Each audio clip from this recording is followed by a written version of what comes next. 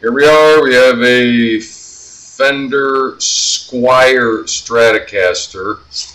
I've already done a preliminary checkout on this guitar and I made my notes. This is a really good customer of mine. Basically, the neck relief is too straight. The action, the string height is too high, or I'm sorry, too close. So we're going to restring it today. We're going to do a full setup. I already checked the electronics. Everything works on it. The switches, the tone knobs, the volume knob. So we're going to get into cleaning. When I cut the strings off, we're going to clean the fretboard. Once we get done restringing it and starting the setup, we're going to check on the first nut action. I think it's okay. And we're going to, of course, in a full setup, we're going to make sure that the pickups are set correctly, correct height to get the best magnetic field. And we're going to address the intonation and string height. So let's begin. Today's choice of strings, by the way, I buy strings in bulk. I like these. These are my string of choice for guitar. They're 10s. When I buy them, I put them in a plastic baggie because I may not use them for several weeks, even a month or so.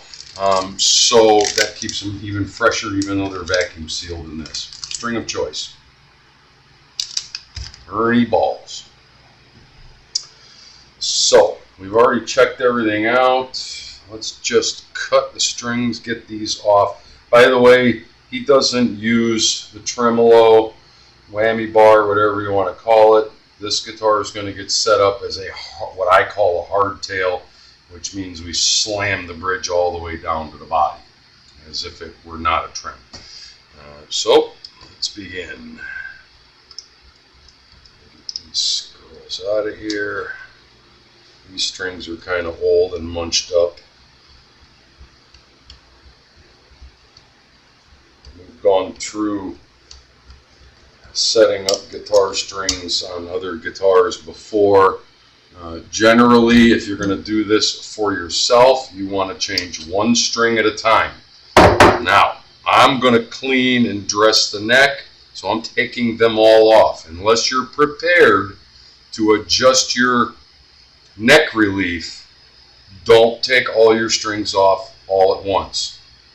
Do them one at a time if you're going to do it at home by yourself.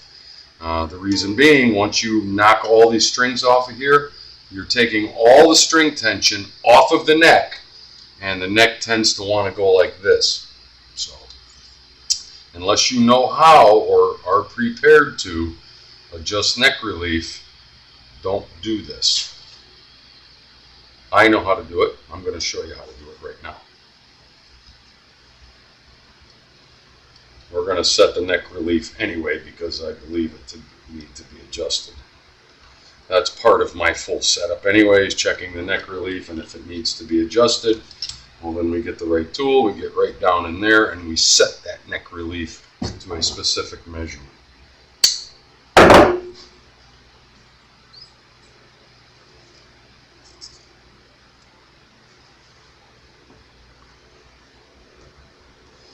think I'm about ready for a power tool because I'm tired of doing this by hand.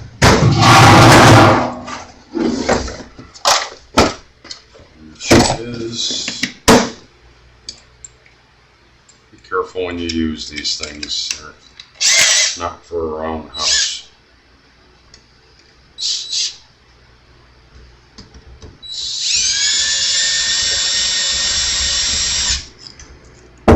It just aids in saving your wrist. Makes things go a little quicker.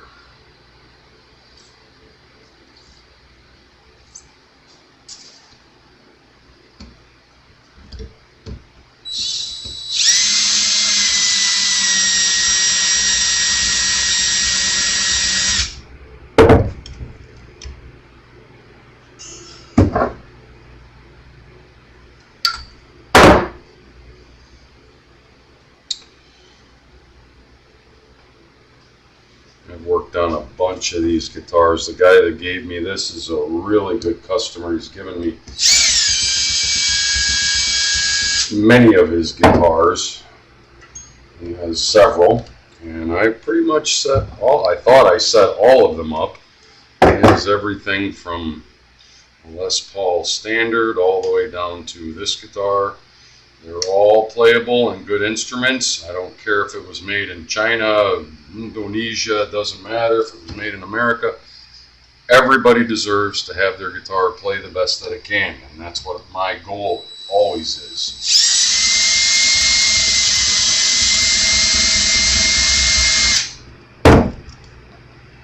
It's great if you spend a lot of money on a guitar, but sometimes you don't need to.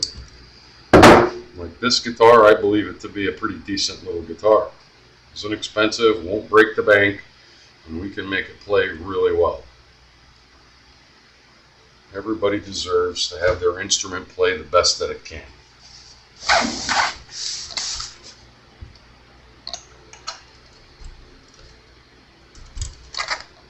Okay, I do not want to come out of there. Some of them do, some of them don't. Let's take this off. Sometimes they pop right out, sometimes they give you trouble.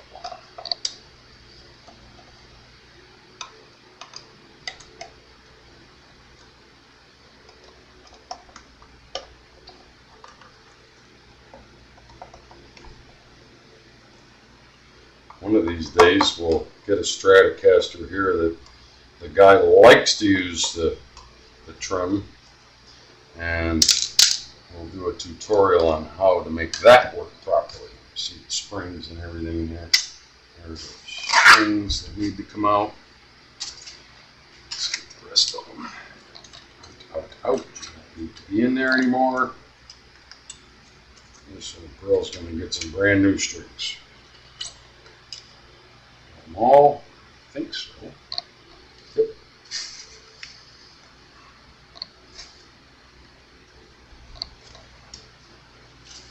Got a little grunge going on here. Fretboard's dirty. This guitar's been played. The frets are in good shape. They're just a little grungy, and we're going to fix that up and make it nice and clean.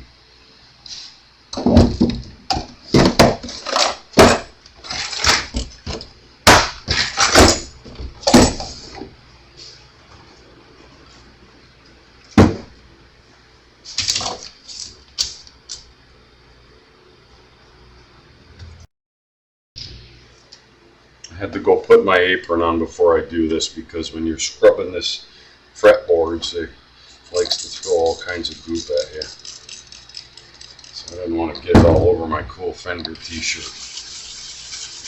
Clean her up. A little elbow grease.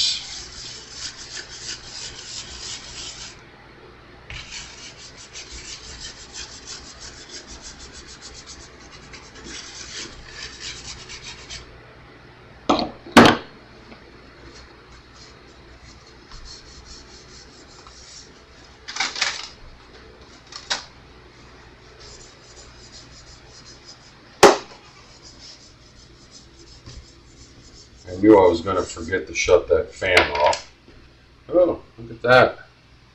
There's a nice little problem that we need to deal with. The nut popped out.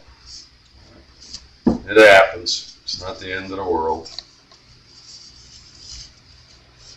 So this neck does not have any clear coat on it, I don't think. Let's take a closer look.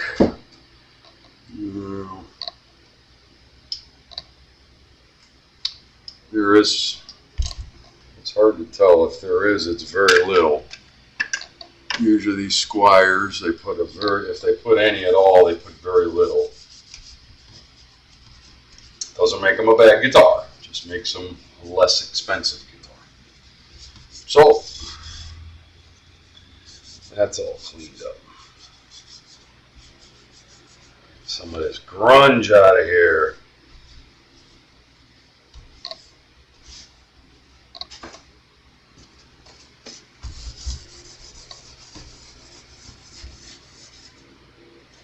It wasn't too dirty, but you can see all the marks that came off when I cleaned it.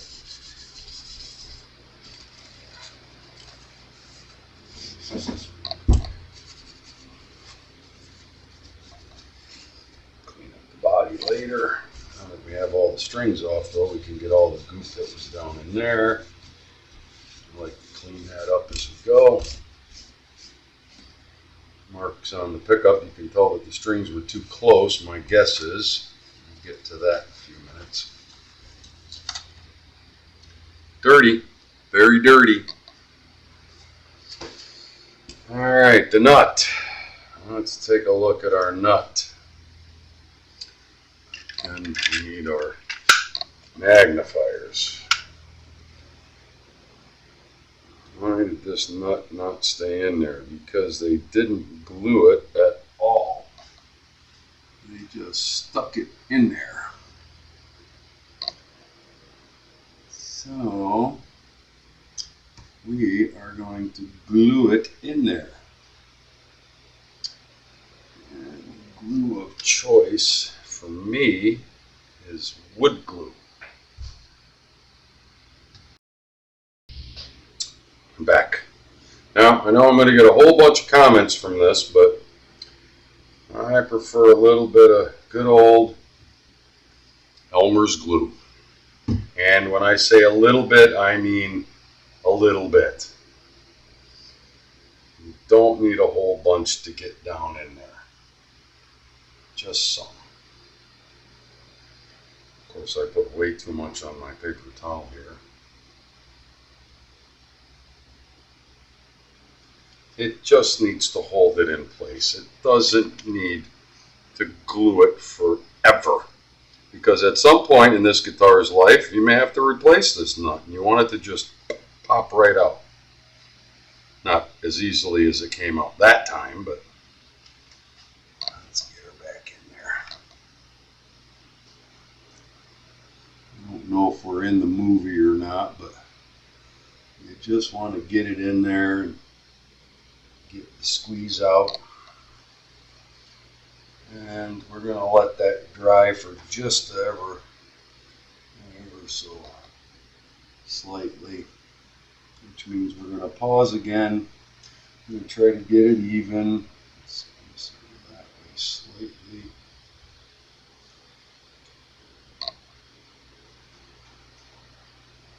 I like that. Let's get rid of this excess. And Elmer's glue is usually pretty easy to clean up.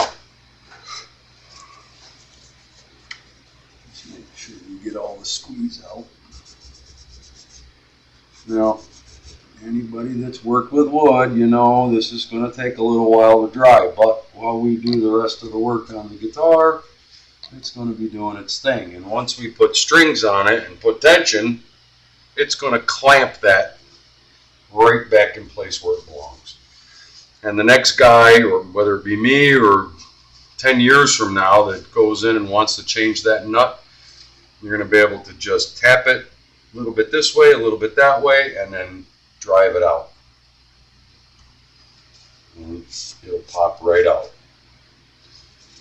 Because we only used a little bit of glue. Copacetic. Now, new strings. We cleaned. Check. Let's clean up this bridge a slight bit. Let's get under there.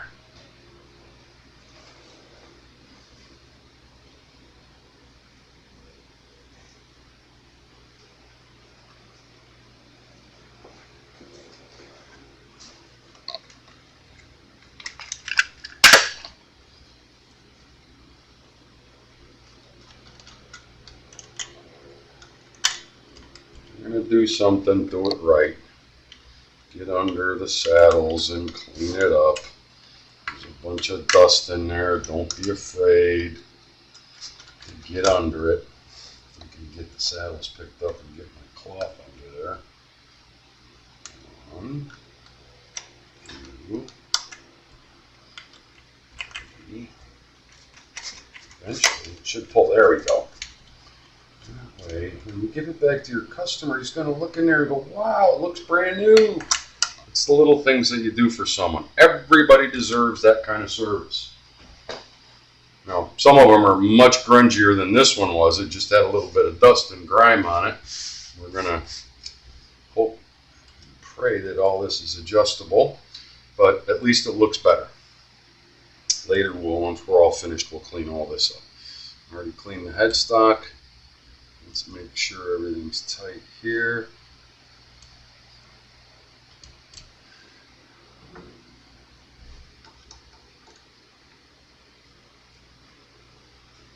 That's good. It needs to move slightly, but it doesn't need to be tight. All right.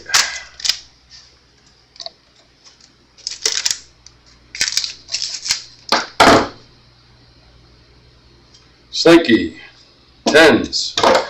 For a guitar like this, I like 10s. If you're a beginner, you're not sure, and you're just starting out, I would go with 9s. They're easier to play. These are what we're going to put on it today. So let's flip her upside down, get her hanging over the bench a little bit. Run everything down. This is the E side over here, low E.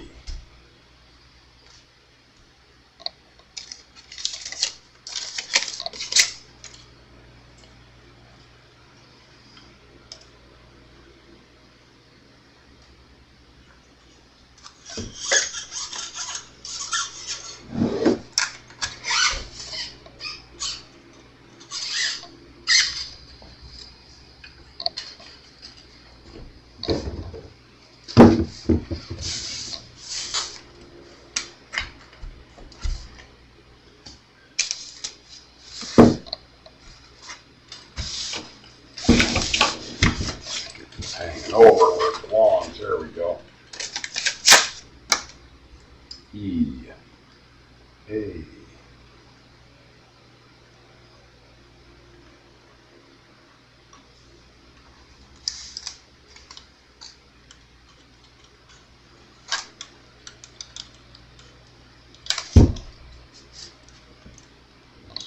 Stuck in there. What in the wide world of sports is going on here?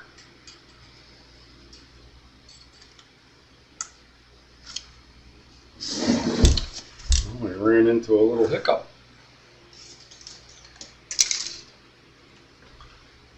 Let me get down in there and look. Looks like the saddle screw is covering the hole. And that can't be right. So, back it out. Yeah, it's covering the hole for it to come through. That means the intonation is going to be way out of whack on this guitar.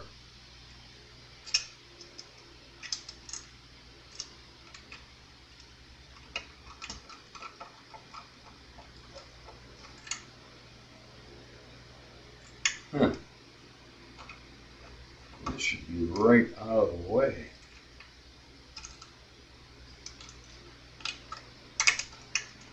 Sometimes you run into these issues.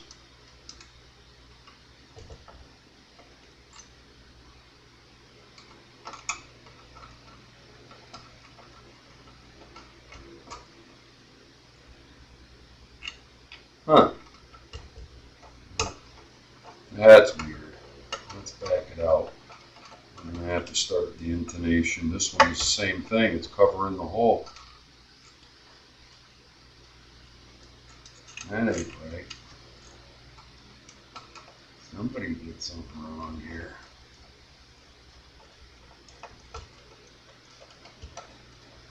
I think these screws are too long.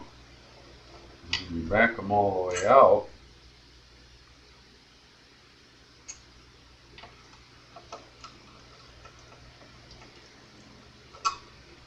it might be because we have it set as a hardtail. That's what I'm going to assume.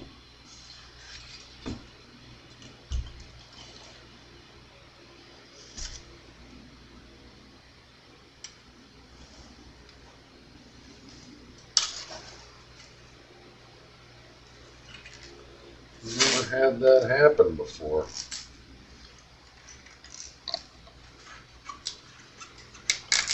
Usually they pop right through there. Alright, well, we'll address that as it comes. very possible that because it's slammed all the way down on the body, that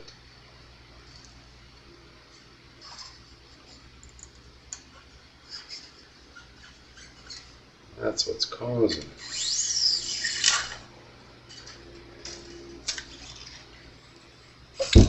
Interesting.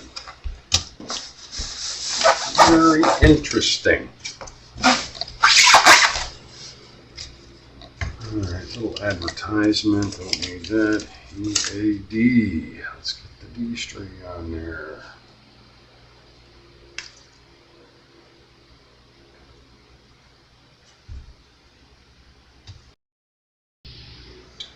Okay, so we got all the strings in. We're going to go start with the low E.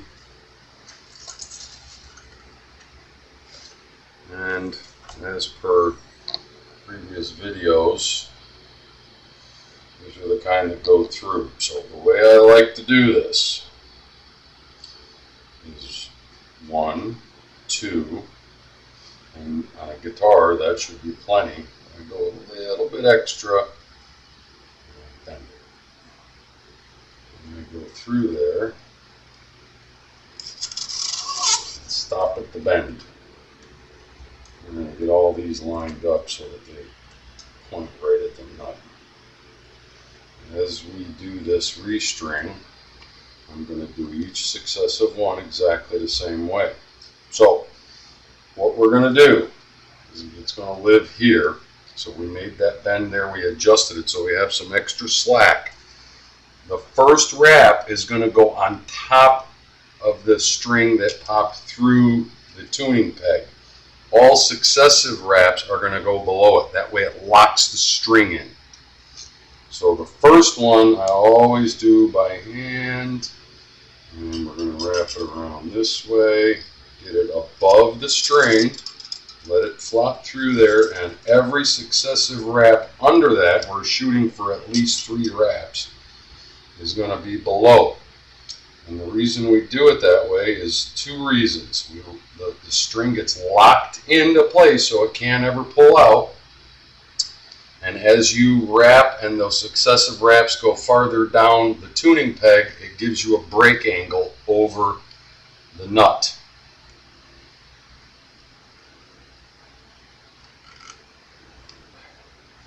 I'm doing this first one by hand to show how it works. And as you hold it down on there, it will push the wraps up so that the last one is on the bottom. And hopefully, we'll have about 3 wraps down there, which we do, and we have a really nice break angle. If your string is too straight on the peg, the tuning peg, you're going to get a lot of buzzing, especially up in the top frets. It's important to have that break angle that it runs over and down the nut.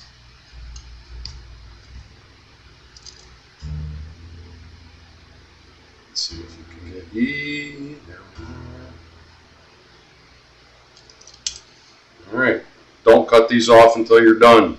We're going to move on to the A string. Same process. Find your nut. Remember, we glued that in. Make sure it's not moving. 1, 2, and I go about a half another turn. And put a little dent in it. Run it through.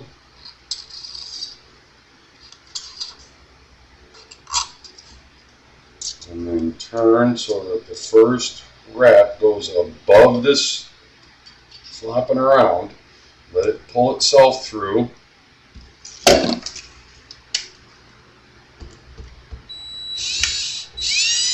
On top, and every successive one after that underneath.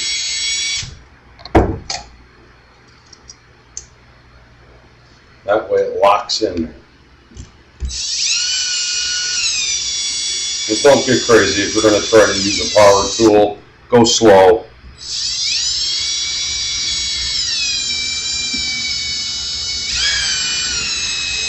Get it down on the nut, back to make sure we're in the saddle.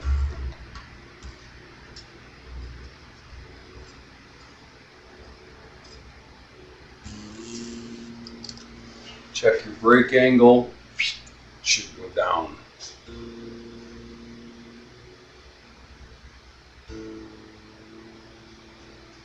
And keep tuning them as you're doing them, because as you do this, you're stretching the neck and you're stretching the strings. Remember, because I took them all off.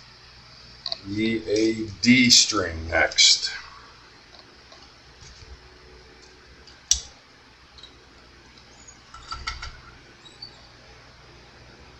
Nut. Let's run it through there.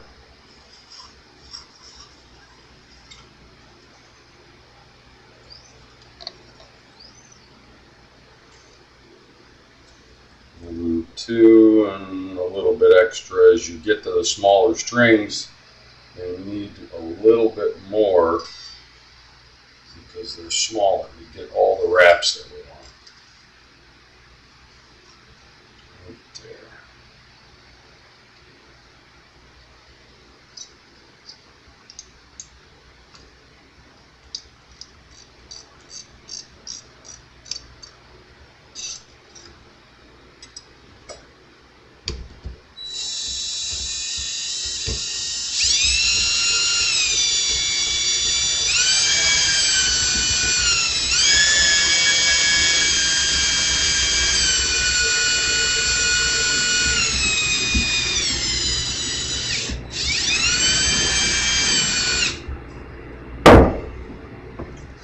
Look, not bad. This one I want to loosen up and get these wraps up where they belong. Yep, here we go. They popped up. Sometimes they pop up, sometimes they don't. Make sure you're checking your work as you're going along. Everything is just a nice brake angle, beautiful. And we're going to tune up the D string.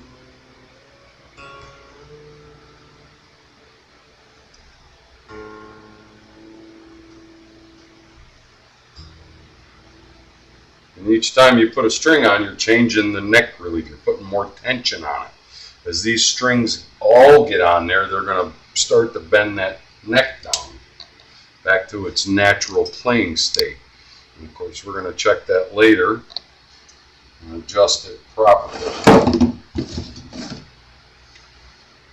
going to live here. 1, 2. Let's go back there. Bend it. Place it, pull the bend through and start turning. First one on top, and all successive ones underneath.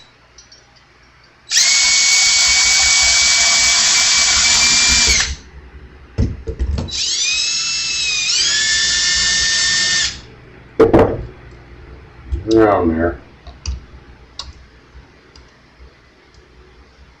Get around there.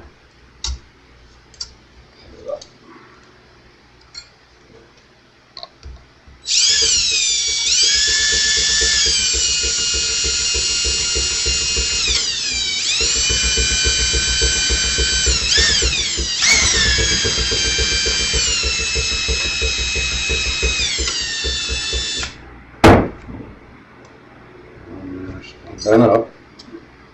Let's take a look. I like that. Nice brake angle, perfect wraps around the peg head, the tuning head. Yep. Now the last two, that was the EAD.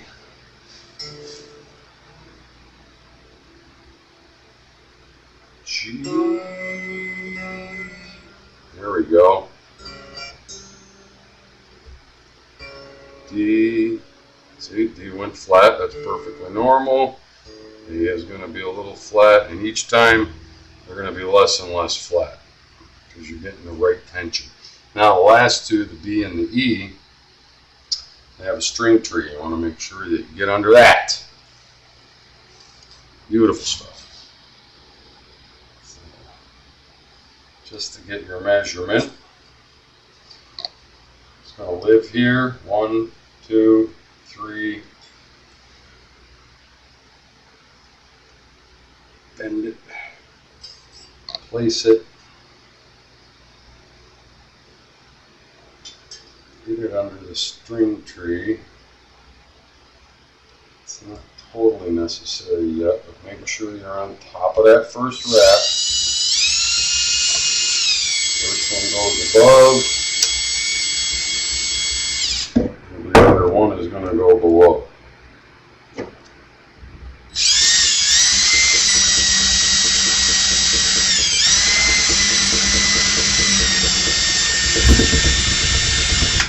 So good. Got quite a bit more to go.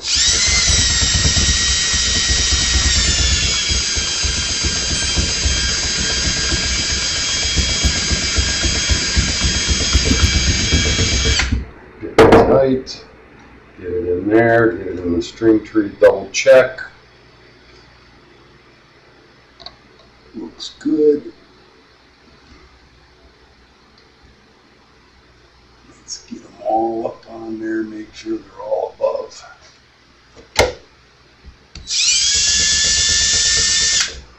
A little bit more.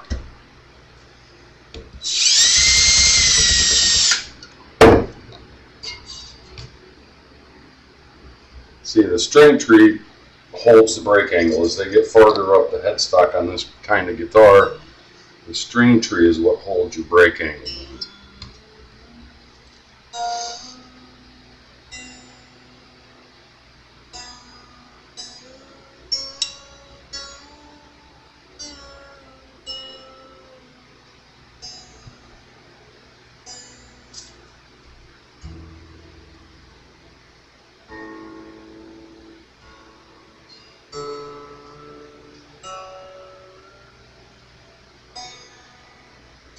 Got one more. Last one. It's going to live here. 1, 2, end it. Plop it in there. Place it. Let it rip.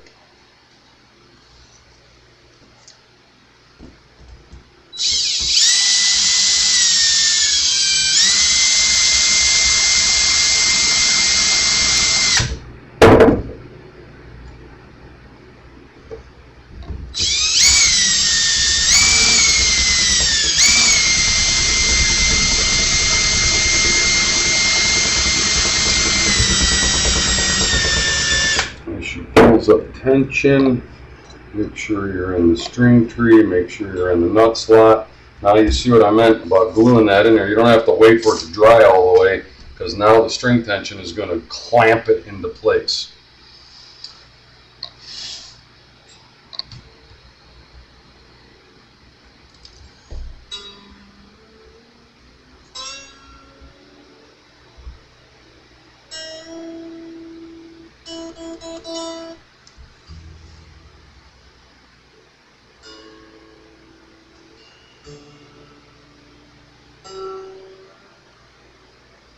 It's always the G string, it's farthest out. I can't explain it. Every guitar.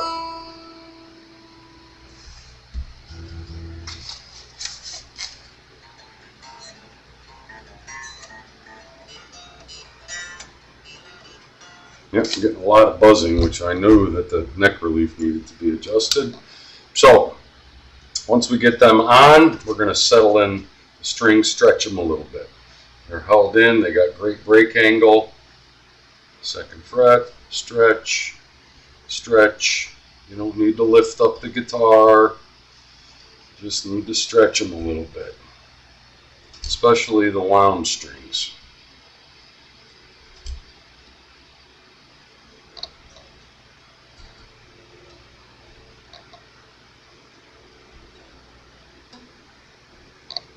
And then once you do that, of course, everything's going to be out of tune. It shouldn't be too far out.